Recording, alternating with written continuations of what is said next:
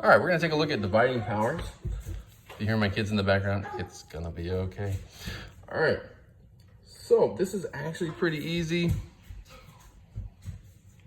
So let's say we were taking a look at 5x y to the third divided by 125 x squared y to the 7th. So what it's going to tell you to do on this particular one is to use only positive exponents. So what that means is we can actually dive into negative exponents, but in this case, we're not going to do that.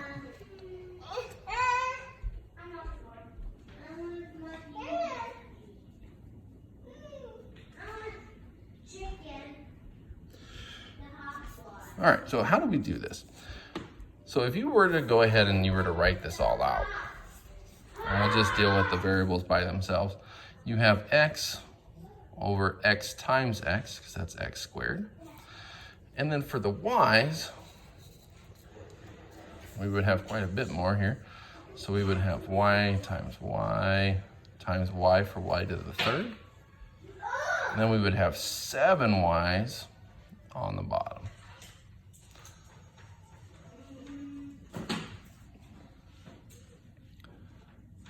All right, the things you learn about algebra and math, they don't go away. That's part of the beauty of math. So if I have a number divided by itself and you're multiplying the factors, you can cancel them out.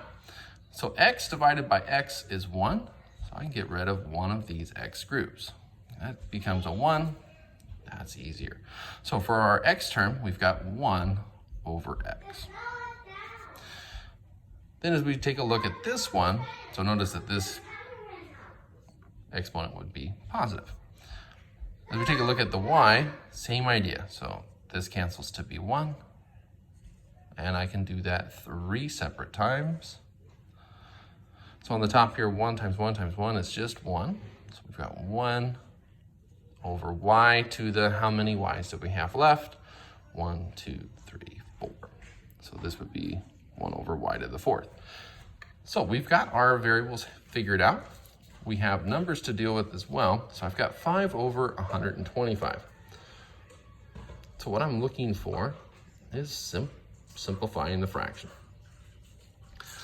So I know that 5 and 125 have a factor of 5 in common. So I'm going to divide both by 5. So 5 divided by 5 is 1. 125 divided by 5 is 25. All right, and then all we're going to do is put all these together. So 1 times 1 times 1 is 1. So I've got 1 on the top of my fraction. And then I've got 25 times x to the 1, so just x, times y to the 4th. All right, and that's kind of what that looks like. Try a couple more here so you can get the hang of what's going on. We'll do it a little bit faster and we'll show all of the steps. All right. So what if I had 10x to the 4th, y to the 4th, divided by 4x squared, y to the 6th. Again, we're keeping those positive exponents. So if, as you're taking a look at it, x to the 4th divided by x squared, all you have to do for that is subtract. So x to the 4th minus 2 is x squared, so that's going to be on the top.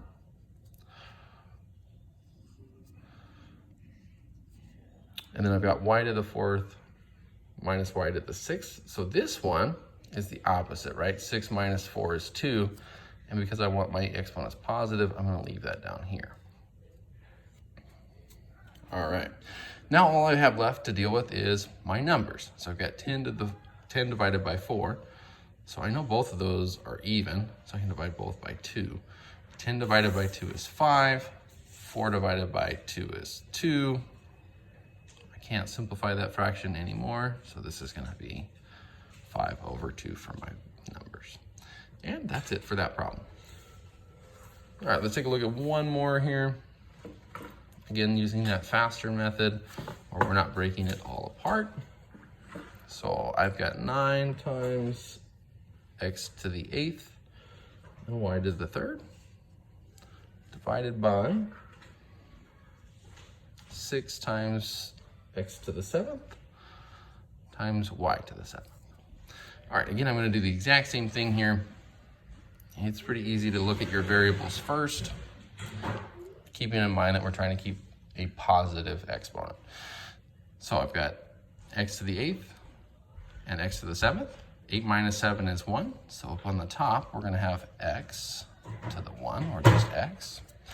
On the bottom, because I got 7 of these y's and 3 of these, so I've got 7 minus 3 is 4. So this is y to the 4th on the bottom. And then we take a look at the numbers. Both 9 and 6 can be divided by 3. So 9 divided by 3 is 3. 6 divided by 3 is 2.